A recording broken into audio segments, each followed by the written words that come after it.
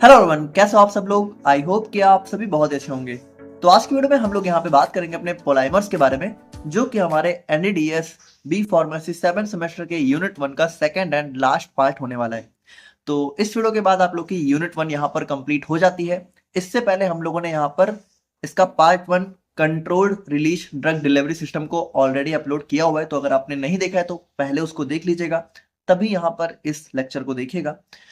और बाकी देखिए, इसकी जो नोट्स है वो हमारे ऐप पर अब अवेलेबल हो चुकी है, तो आप जाके जो है चेकआउट कर सकते हैं अगर आपको रिक्वायरमेंट है।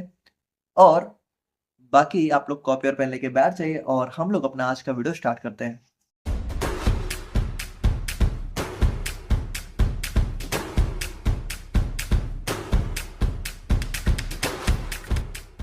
तो बात करें हम लोग यहाँ पे पॉलीमर्स के बारे में, तो यहाँ पे देखिए हम लोगों ने लास्ट लेक्चर में क्या देखा था कि जो हमारा controlled release drug delivery system था, उसको बनाने के लिए जो सबसे इंपॉर्टेंट की इंग्रेडिएंट था वो हमारा क्या था भाई, वो हमारा पॉलीमर्स ही तो था भाई। इसी पॉलीमर्स का यूज करके हम लोग क्या कर रहे थे, अपनी ऐसी दवाओं को बना रहे थे जो कि हमारा बॉडी में जाने के बाद क्या होता था, बहुत ही सस्टेन्ड और प्रोलॉन्ग्ड ड्रग रिलीज शो करती थी। यानी कि देखिए, इसी पॉलीमर्स का यूज करके हम लोग क्या करते थे, मैट्रिक्स और रिजर्वायर टाइप के ड्रग डिलीवरी सिस्टम को डिजाइन करते थे। अब वो हमारा डिफ्यूजन टाइप हो सकता था, हमारा डिजोल्यूशन टाइप। आई होप कि आप लोगों ने लेक्चर 1 देखा होगा, इसीलिए लेक्चर 1 देख लीजिए ताकि आप लोग को ये समझ में आए कि आखिर पॉलीमर्स को हम लोग पढ़ क्यों रहे हैं। ठीक है, क्योंकि इसी का यूज करके हम लोग यहाँ पे अपनी CRDDS यानी कि controlled release drug delivery system को डिजाइन करते हैं। क्योंकि देखिए, यही हमारा वो मटेरियल होता है जो कि हमारे ड्रग को एक सस्टेन्ड वे में रिलीज करने में हेल्प करता है। तो यहाँ पे देखिए पॉलीमर्स, अच्छा देखिए, अब पॉलीमर्स मतलब कि पॉली मतलब बहुत सारे और मर्स यानी कि यहाँ पे देखिए, अगर आप लोग को याद हो तो ये जो पॉलीमर्स होते हैं ना, ये बेसिकली हमारे यहाँ पे मोनोमर्स से मिलके बने होते हैं। यानी कि बहुत सारे मोनोमर्स यहाँ पे जब आपस में कंबाइन करते हैं तो ये मिलके क्या बनाते हैं, यही मिलके बनाते हैं हमारे यहाँ पे पॉलीमर्स। अब यहाँ पे देखिए, जैसे कि अगर आप लोग को याद हो तो हम लोगों ने अपना बायोमोलिक्यूल्स पढ़ा था, तो वहां पे भी जैसे हम लोगों ने देखा कि जो हमारा प्रोटीन्स, लिपिड्स, कार्बोहाइड्रेट्स थे, ये सारे हमारे एक टाइप के क्या थे, पॉलीमर्स थे। जो कि हमारा कह सकते हो, जैसे प्रोटीन है तो वो हमारा अमीनो एसिड्स से मिलके बना होता है। तो अमीनो एसिड्स क्या होता है, मोनोमर्स, और प्रोटीन हमारा क्या होगा, पॉलीमर्स। अब यहाँ पे जैसे प्रोटीन का यूज हम लोग वैसे नहीं करते हैं, ठीक है, अलग पॉलीमर्स बहुत अलग अलग टाइप के होते हैं, बट आप इतना समझिए कि पॉलीमर्स हमारे मोनोमर्स से मिलके बने होते हैं। ठीक है, तो वही सारी चीजें कि यहाँ पे देखिए रिपीटिंग, यानी कि देखिए रिपीटिंग यानी कि बहुत सारे मोनोमर्स जब यहाँ पे रिपीट करके एक लॉन्ग फॉर्म स्ट्रक्चर बनाते हैं तो वो हमारा हो जाता है पॉलीमर्स। बाकी देखिए, in controlled release drug delivery system polymers are use, तो इनका यूज हम लोग क्यों करते हैं, मॉडिफाई, कंट्रोल या फिर सस्टेन। सस्टेन मतलब कि धीरे धीरे करके रिलीज करना ओवर अ प्रोलॉन्ग पीरियड, यानी कि काफी लंबे टाइम तक। दे फॉर्म द मैट्रिक्स, और यहाँ पे देखिए ये क्या करते हैं, हम लोगों ने देखा था कि यह मैट्रिक्स, रिजर्वायर, कोटिंग यानी कि दवाओं की कोटिंग करने में, मेम्ब्रेन फॉर्म करने में, जिसमें हमारी ड्रग क्या होती थी, इसी के अंदर ड्रग हमारी इनक्लोज होती है। और फिर ये जो पॉलीमर है ये हमारा धीरे धीरे करके यहाँ पे कह सकते हो डिग्रेड होता है और हमारे ड्रग को बॉडी में रिलीज करता है। Selection of polymer depend on drug, और यहाँ पे देखिए किस ड्रग के लिए कैसा पॉलीमर हमें जो है सिलेक्ट करना है, तो वो बहुत सारी चीजों पे डिपेंड करता है, जैसे कि हमारा ड्रग की प्रॉपर्टी क्या है, रिलीज मैकेनिज्म क्या है, बायोकम्पैटिबिलिटी, बायोडिग्रेडेबिलिटी, सेफ्टी। तो इन सारे फैक्टर्स पे हमारा डिपेंड करता है। अब यहाँ पे देखिए आपके सिलेबस में मेनली हमें जो है क्लासिफिकेशन के बारे में पढ़ना है। तो ये क्लासिफिकेशन हमारा बहुत अलग अलग टाइप से हो सकता है, तो इन सभी को देखते हैं। जैसे सबसे पहला हमारा जाता है क्लासिफिकेशन बेस्ड ऑन सोर्स। तो देखिए, बेस्ड ऑन सोर्स का सिंपल सा मतलब है कि कहाँ से ये पॉलीमर्स हमने ऑब्टेन किया है।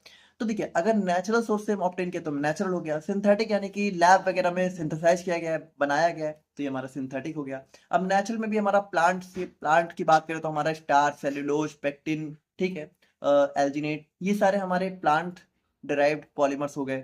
और एनिमल्स की बात करें तो एनिमल्स से हमें जेलेटिन देखने को मिलता है, हमारा एल्बुमिन हो गया, ये सारे हमारे एनिमल डिराइव्ड पॉलीमर्स हो गए। अब सिंथेटिक की बात करें तो इनको हम लोग यहाँ पे लैब में केमिकली सिंथेसाइज करते हैं, जैसे कि पॉलीविनाइल अल्कोहल हो गया, पॉलीइथाइलीन, है ना, हमारा पॉली एसिटिक एसिड हो गया, पॉलीग्लाइकोलिक एसिड हो गया।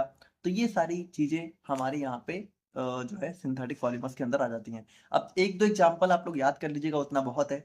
अब नेक्स्ट हमारा टाइप हो जाता है बेस्ड ऑन डिग्रेडेबिलिटी। अब देखिए, बायोडिग्रेडेबिलिटी का मतलब है कि हमारी बॉडी में जाने के बाद, जैसे मान लीजिए कोई दवा हमने खाई, अब उसके ऊपर पॉलीमर की लेयर है, तो क्या वो लेयर हमारी बॉडी में जाने के बाद डिग्रेड हो रही है, डिजॉल्व हो रही है। तो देखिए, अगर बॉडी में जाने के बाद डिग्रेड हो जा रही है तो वो बायोडिग्रेडेबल हो गया, और अगर बॉडी में जाने के बाद वो डिग्रेड नहीं हो रही है तो नॉन बायोडिग्रेडेबल हो गया। अब देखिए नॉर्मली हम लोग बायोडिग्रेडेबल पॉलीमर्स का ही यूज करते हैं, क्योंकि भाई देखिए ऐसा तो हमें तो यही चाहिए ना कि कोई भी चीज हमारी बॉडी में जा रही है तो उसका ब्रेकडाउन हो जाए। ऐसा तो नहीं होना चाहिए कि वो हमारी बॉडी में जाने के बाद एज इट इज हमारी बॉडी में प्रेजेंट है, उसका कुछ ब्रेकडाउन वगैरह नहीं हो रहा है।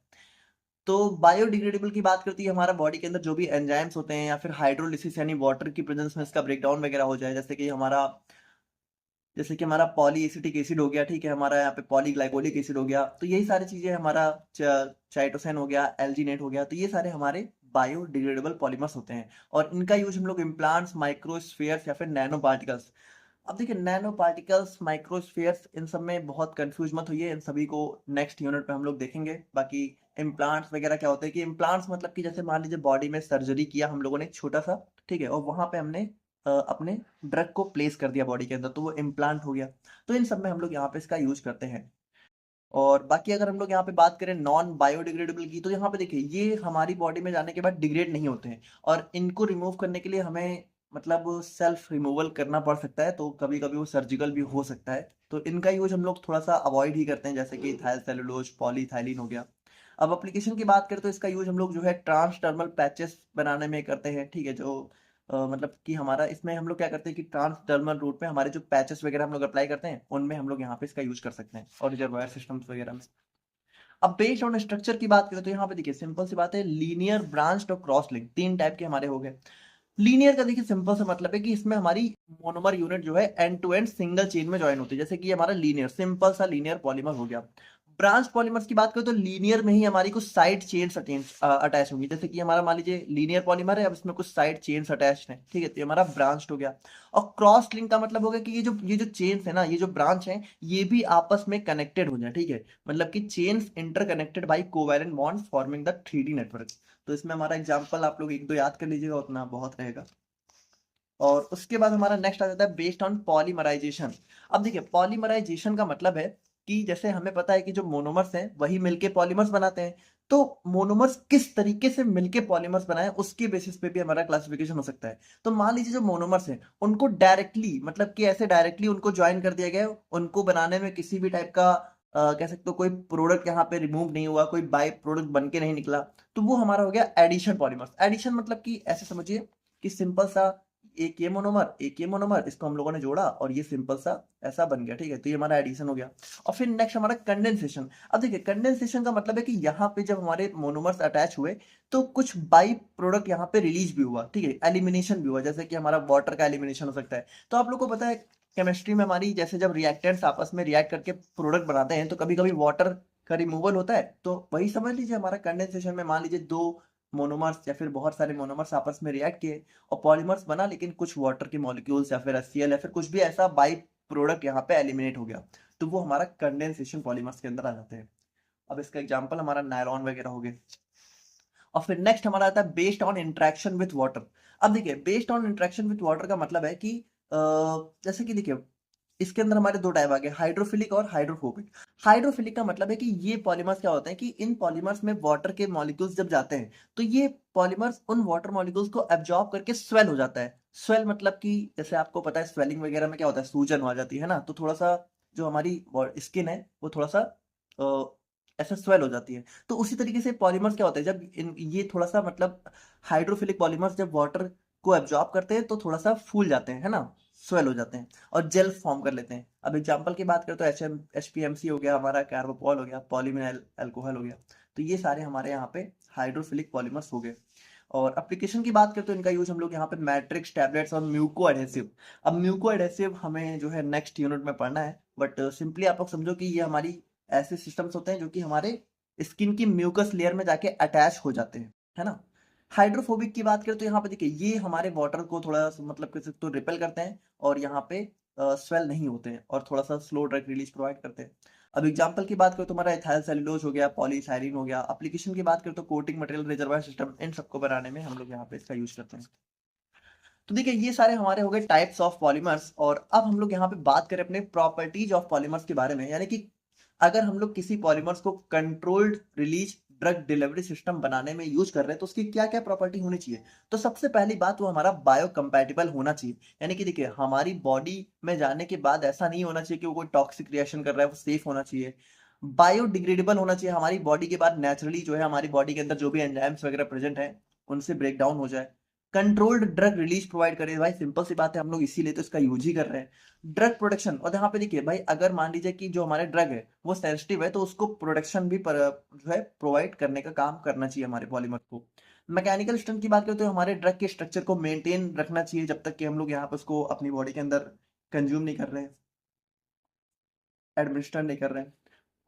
और स्वेलिंग और सॉलिबिलिटी, तो यहाँ पे देखिए स्वेलिंग मतलब कि जैसे जो हमारे हाइड्रोफिलिक पॉलीमर्स होते हैं तो वो हमारा थोड़ा सा हेल्पफुल होते हैं हमारी control drug release rate provide करने में। जैसे कि आप लोग को याद हो तो डिफ्यूजन वाला जो सिस्टम था उसमें हम लोग स्वेलिंग देख रहे थे कि स्वेलिंग हो जाती है ना। अब एडवांटेजेस की बात करूँ तो देखिए एडवांटेजेस भी वही सारे हो जाएंगे जैसे इसमें, मतलब सेम ही एडवांटेजेस है ना। जैसे कंट्रोल रिलीज में हम लोगों ने जो देखा था वही सेम ही है। तो ये हमारा कंट्रोल, सस्टेन और टारगेटेड ड्रग रिलीज प्रोवाइड करता है।